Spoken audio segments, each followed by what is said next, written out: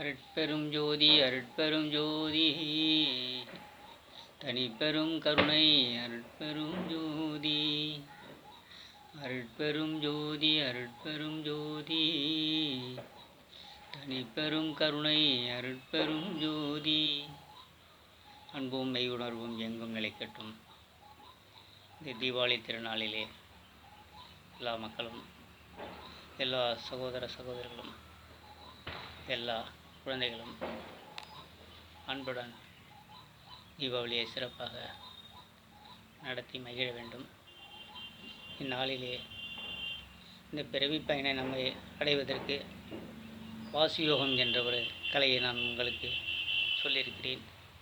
இந்த வாசியுடைய ரகசியத்தை நீங்கள் அறிந்து பயன்பெற வேண்டும் என்பதற்காக நான் இந்த காணொலியை நான் உங்களுக்கு செய்திருக்கிறேன். வாசி என்பது நம்முடைய உடலில் உள்ள மூச்சுக்காற்று. இந்த மூச்சுக்காற்றை எப்படி வழிநடத்த வேண்டும் என்பதை சித்தர்கள் சொல்லியிருக்கிறார்கள்.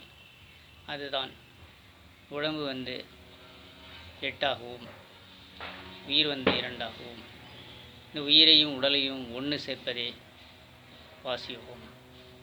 இந்த பிறவி பயனை அடையணும்னா இந்த உடலுடைய ரகசியத்தையும், உடல் சார்ந்த, மனம் சார்ந்த, அறிவு சார்ந்த, புத்தி சார்ந்த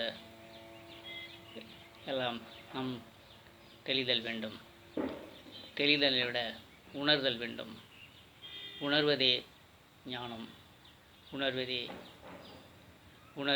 யோகம், உணர்வதே மெய்குரு. மெய்குருவானது சர்க்குருவானவர்கள் நம்மளை போன்ற சொல்லிக் கொடுப்பவர்கள். மெய்குருவானவர் உன்னுள்ளே வாழையாக இருக்கிறாள். அந்த வாழைத்தாயை நீ கண்டு அவளை தொடர்ந்து உணர்ந்து வழி நடந்து சென்றால் இந்த தேகம் அழியாமல் இந்த பிறவி பயனடையலாம். அதற்கான வழிமுறைகளையும் இந்த காகபுஜண்டர் சித்தக்குடில் உங்களுக்கு அடியேனானது சொல்லித்தர கடமைப்பட்டுள்ளேன். இந்த குடில் சீர்காழியில் சட்டநாதபுரத்தில் இருந்து உள்ளது. சீர்காழி புறவழி சாலை பைபாஸில் அமைந்திருக்கிறது. காகபுஜண்டர் சித்தர்குடில் சிரடி சாய்பாபா தவக்குடில் என்ற அமைப்பு புறவழி சாலையில் இருக்கின்றது.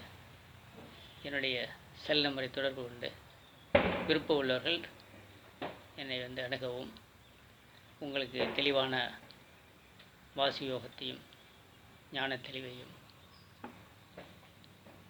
தெளிவாக உங்களுக்கு நான் அறிவிப்பேன். இது என் குருநாதர் காகபுஜண்டருடைய திருவருளால் நான் கற்றதை உங்களுக்கு நான் உணர்த்துவேன். நன்றி, வணக்கம்.